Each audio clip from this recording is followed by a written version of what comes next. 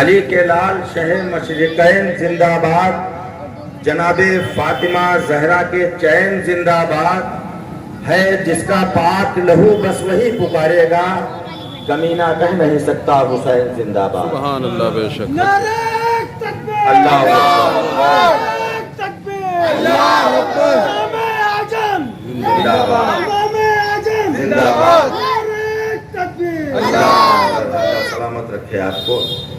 حضرات گرامی، آج کی یہ مبارک رات ہم اور آپ ربیع الاول شریف کی 12ویں کی شب میں اس نبی کی محفل میں بیٹھے ہوئے ہیں، اس نبی کی آمد کی رات ہے۔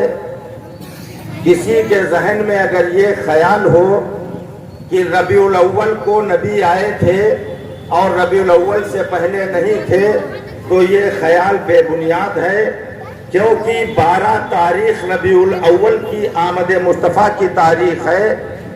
دنیا میں مصطفیٰ تشریف لائے کیونکہ وہ ہر عالم کی رحمت ہے، کسی عالم میں رہ جاتے، یہ ان کی مہربانی ہے کہ یہ عالم پسند آیا۔ بے شک، سبحان اللہ۔ حقیقت تو یہ ہے کہ 12 تاریخ، 13 تاریخ، 14 تاریخ، یہ ایک سے لے کر تاریخ جتنی ہے، اللہ کی قسم ایک بھی تاریخ نہ تھی مگر میرا نبی تھا۔ اور تاریخ ہوتی ہے مہینے سے، مہینہ بھی نہ تھا، ربیع الاول نہیں بنا تھا مگر میرا نبی تھا۔ اور مہینہ ہوتا ہے سال میں، سال بھی نہیں بنا تھا لیکن میرا نبی تھا۔ اور سال چلتا ہے چاند سے، خانہ کعبہ کی عزت کی قسم وہ آسمان میں چمکنے والا چاند نہ تھا مگر آمنہ کا چاند تھا۔ چاند چمکتا ہے سورج کی روشنی سے، سورج بھی نہ بنا تھا مگر میرا نبی نبی تھا۔ بے شک۔ آسمان نہ تھا، زمین میں کچھ نہیں تھا، ایک بنانے والا تھا، ایک بننے والا تھا۔ بنانے والا خدا تھا، اپنے نور سے نبی کے نور کی تخلیق کری۔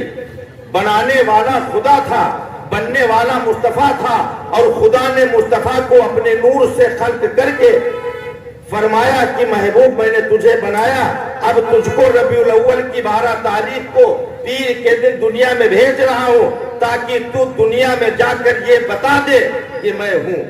بے شک، سبحان اللہ۔ اللہ کا ہونا بھی بتایا مصطفیٰ نے۔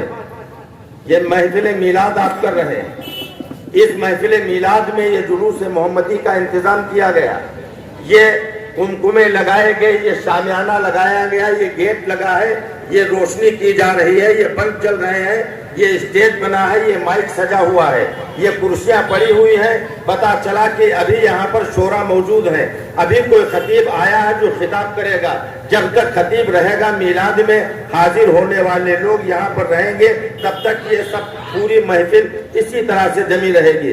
لیکن جب حضرت اٹھ کر چلے جائیں گے، سلام پڑھ دیا جائے گا، محفل میلاد کا اختتام ہو جائے گا، اور اس کے بعد جب تمام شورا چلے جائیں گے تو یہ کرسیاں سمیٹ دی جائیں گی، یہ کمکمے کھول دیے جائیں گے، یہ اسٹیج ہٹا دیا جائے گا، یہ لاؤڈ اسپیکر بند کر دیا جائے گا۔ پتہ یہ چل جائے گا کہ خطاب کرنے والے چلے گئے، اب نہیں ہے۔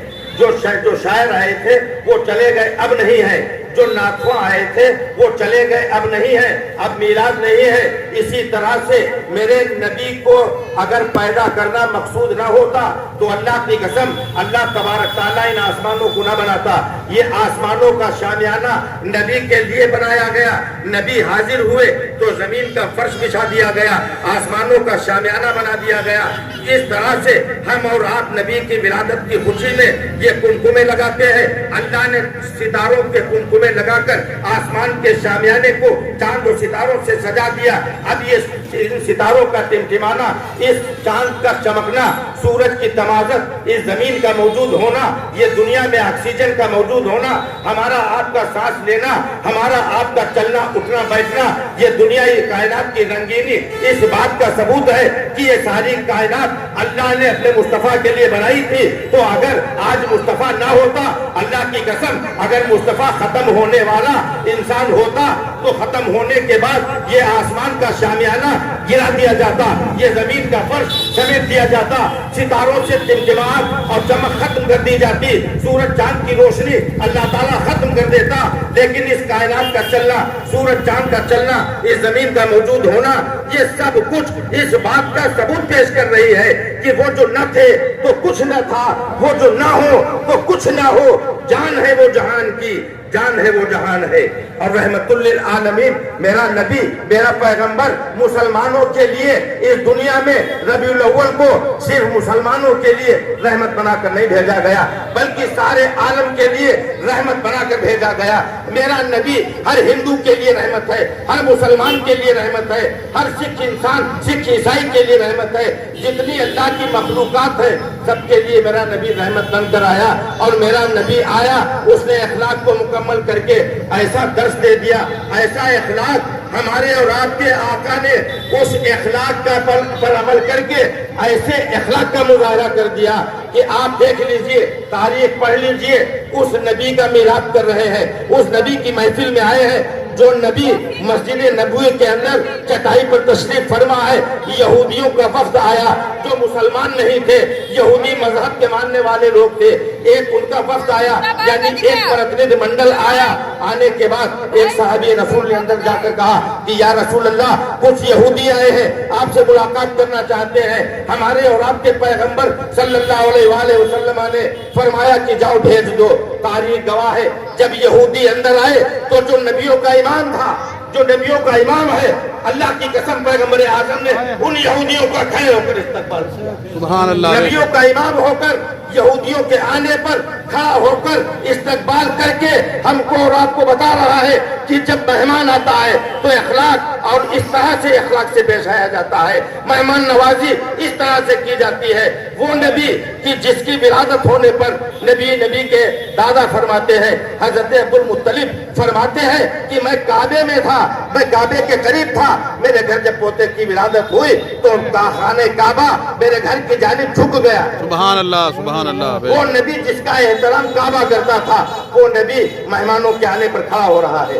वो नबी कि जब अब वो गलियों में गुजर रहा है तो एक बूढ़ी औरत, तारीख में एक बच्चे ने पढ़ा होगा, इतिहास इस बात का गवाह है कि हमारा और आपका नबी जब गुजरता तो एक बूढ़ी औरत उस पर कूड़ा फेंका करती थी।